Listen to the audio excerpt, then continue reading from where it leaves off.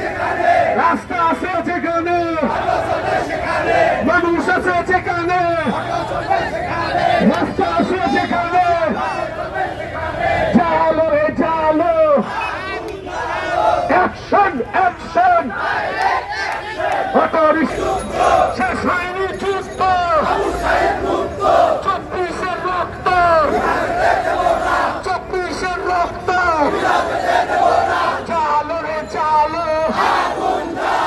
হাইকোর্টের নির্দেশনা মানি না মানব না, চলবো সেখানে, রাস্তা আছে যেখানে, চালো রে চালো, 24-এর রক্ত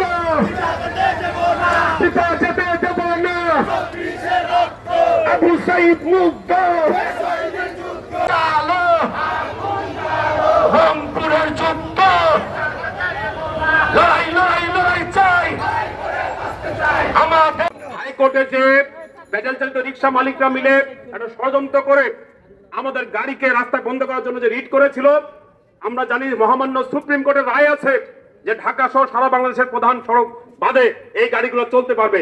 একই সাথে আপনারা জানেন বিগত সরকারের মন্ত্রিসভার সিদ্ধান্ত অনুযায়ী ঢাকা শহরের প্রধান সড়ক ছাড়া সর্বত্র আমাদের এই ব্যাটারি সিজি বাইক চলতে পারবে।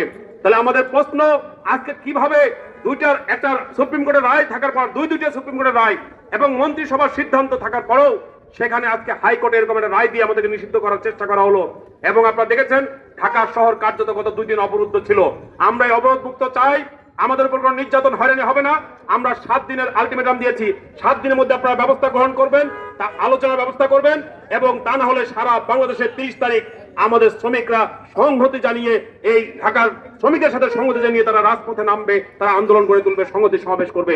আগামী দিনের সেই আন্দোলনে আপনারা থাকবেন। আর আমরা বলবো, সরকার আমাদেরকে যে চিঠি দিয়েছে সেই চিঠি অনুযায়ী গত 7 তারিখ যে চিঠি দিয়েছে এবং গত 24 অক্টোবর আমরা যে স্মারকলিপি দিয়েছি, তার আলোকে অবিলম্বে 3 হুইলার ও সমজাতীয় মোটরযান নীতিমালা 2024 আপনারা দ্রুত কার্যকর করবেন। গাড়িগুলোকে রেজিস্ট্রেশন দিবেন, ড্রাইভিং লাইসেন্স দিবেন এবং রুট পারমিট দিবেন। কোন রাস্তায় চলবে, কোন রাস্তায় চলবে না, নীতিমালার আলোকে সেটা ঠিক হবে। গাড়ির ডিজাইন কি হবে সেটা ওই নীতিমালার আলোকে ঠিক হবে। আমরা প্রধান সড়কে উঠতে চাই না। প্রতিটা সড়ক মহাসড়কে বাইলেন সার্ভিসেস করবেন। 3 নম্বর, কোন রকম চাঁদাবাজি, কাঠ ব্যবসা, মাস্তানি আবার নতুন করে যদি করার চেষ্টা করে তার বিরুদ্ধে আমাদেরকে প্রতিরোধ গড়ে তুলতে হবে।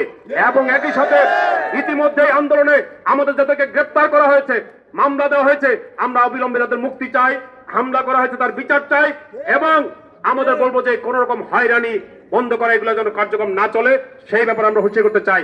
আজকে শুধুমাত্র আমাদের বক্তব্যটা তুলে ধরার জন্যই আমরা সমাবেশ এবং মিছিল করলাম। আজকে কোনো আমরা জমায়েত করি নাই, আমরা সারা ঢাকা শহর থেকে আমাদের শ্রমজীবীদেরকে আমরা আনি নাই। ফলে বন্ধুগণ, আমরা বলতে চাই সেই দিকে আমাদেরকে পা বাড়াতে দেবেন না। আগামী 7 দিনের মধ্যে এটা সমাধান করুন। সুপ্রিম কোর্টের রায় আছে, নীতিমালা প্রায় চূড়ান্ত পর্যায়ে আছে, মন্ত্রিসভার সিদ্ধান্ত আছে। এই 3টার আলোকেই হাইকোর্টের রায় এমনিতে অটোমেটিকলি অমিট হয়ে যাওয়ার কথা। আমরা আশা করব এই ব্যাপারে আমাদের অ্যাটর্নি জেনারেল কার্যালয়, বিচার বিভাগ কিংবা সরকারের নির্বাহী বিভাগ তারা সমন্বিতভাবে কাজ করবে। আমাদের পক্ষ থেকে যতটুকু সহযোগিতা করার আলোচনা করে এই ব্যাপারে একটা সুষ্ঠু গ্রহণযোগ্য সমাধান আমরা অবশ্যই দিতে পারবো বলে প্রত্যাশা করি।